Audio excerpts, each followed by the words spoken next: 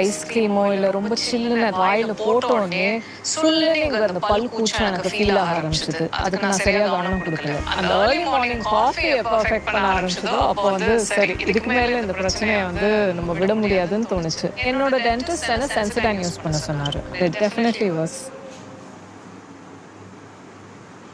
But we are already in, and Team Queso is up with the first attack. We're bringing in dragons to bring in the heat already, and I spy a clone spell.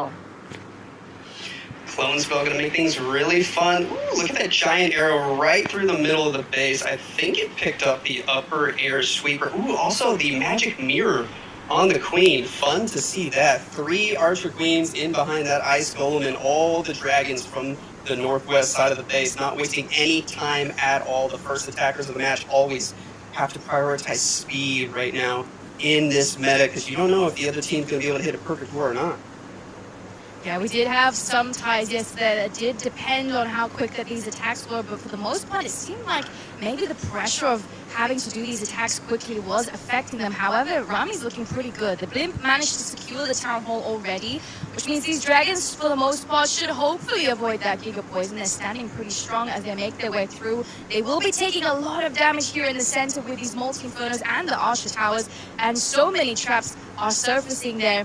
But these heroes, they still have quite a lot of power on them. They have so many hit points still left. We've got the king still clearing around the outside. Royal champion with the queen stuck on those walls on the right. But this is looking pretty promising already. So many dragons staying alive through the core of the base. The royal champion, of course, with the Spirit Fox. Best pet combo with her in the game. All the defenses are dead. And Rami gonna start off this match hot with a 3-star. He is showing off his phone, getting it done, and I didn't see the exact time. Was it under 90 seconds? Yeah, it was close. It was nearing that 90 seconds, 1 minute 30 mark. It might have actually been just below it, which is actually a very good start for them. Which means they'll be setting the pace as well through this match, because whatever they do, if they're tripling and they're tripling fast, their opponents will have to match that.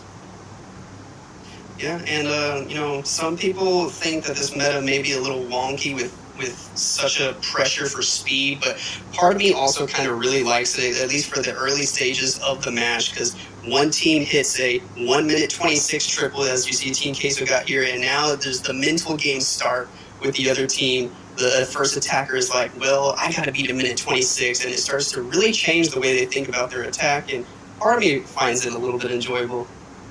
Yeah, it is crazy to me. We mentioned this many times yesterday, Lex.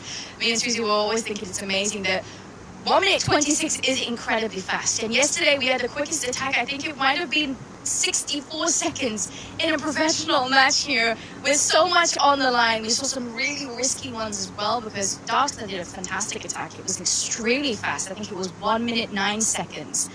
However, the pressure of deploying everything in one go, not having that much for recovery, did end up to some really unfortunate circumstances, leaving the town hall up.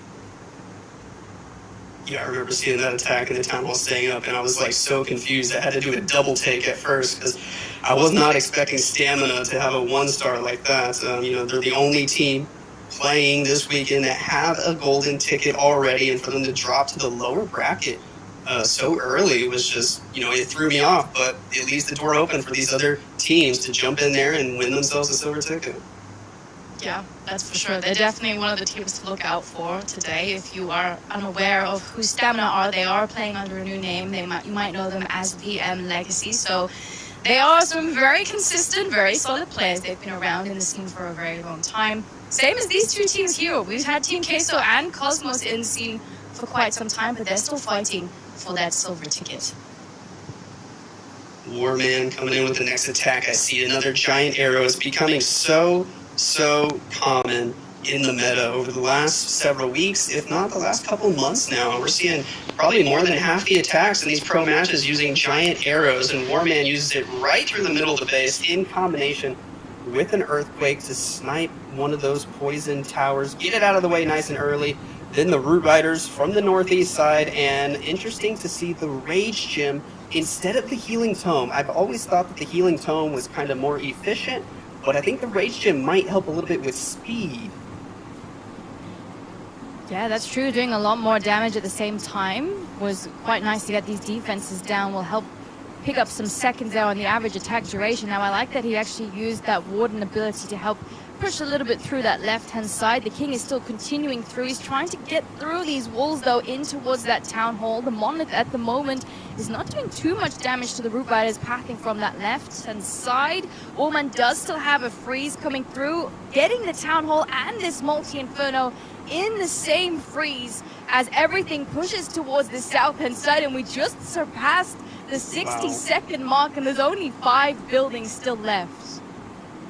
71, 72 seconds. Jeez, so fast from Warman. I think that Rage Gem does really play a factor on the speed. If you're sure that you don't need the Healing Tome to keep your units alive, that Rage Gem makes everything just a little bit quicker. They're getting through every single defense even faster. It's basically negating the last nerf that Root Riders had to their DPS, allowing them to do all that extra damage. So impressive stuff from Warman right away. I mean, we didn't even get a chance to talk